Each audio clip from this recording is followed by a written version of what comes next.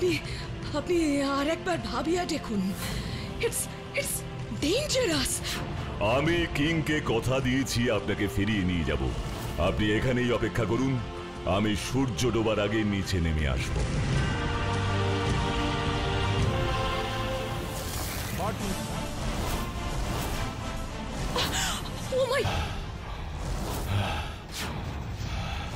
এই গিরগিটিগুলোর কথা তো কুইন এলসা বলেননি।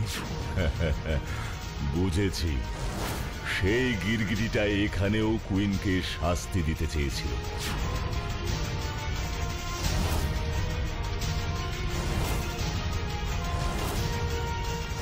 আমি শুধু চেরি নিতে এসেছি, আমাকে নির্বিঘ্নে চেরি নিয়ে যেতে দাও।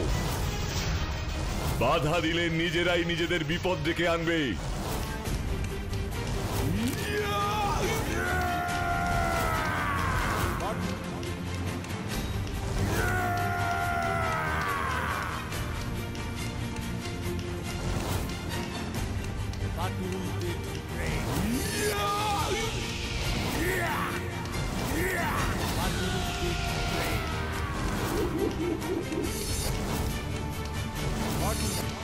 এখানে তো অনেক চেরি, কি করে বুঝবো কোনটা সেই ওষুধ? কোন চেরিটা খেলে রানী অভিশাপ মুক্ত হবেন? হ্যাঁ, ঠিক আছে ঠিক আছে, এক কাজ করি। না, হাতে আর সময় নেই, এক্ষুনি আমায় চেরি গাছটা নিয়ে রানীর কাছে হাজির হতে হবে।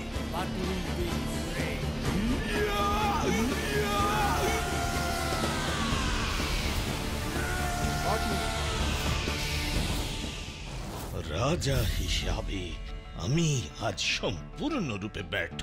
যে রাজা নিজের ওয়াইফের সুরক্ষা প্রদান করিতে পারে না, সে নিজের প্রজাদের কিভাবে রক্ষা করিবে? ওই মনস্টার কারোকে ছাড়িবে না। তাই আমি চাই তোমরা কাল সকালের মধ্যেই এই রাজ্য ছাড়িয়া চলিয়া যাও। কিন্তু বাটুল যে তার কথা না রেখে কোথাও পালায় না king Thomas. Batul! Oh my Elsa, Elsa, my wife.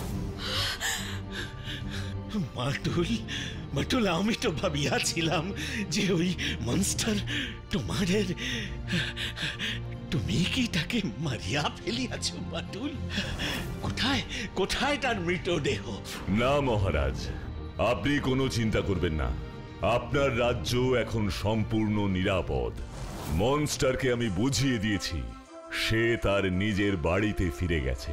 কিন্তু বাটুল, সে যদি আবার ফিরে আসে? ফিরে আসবে না মহারাজ।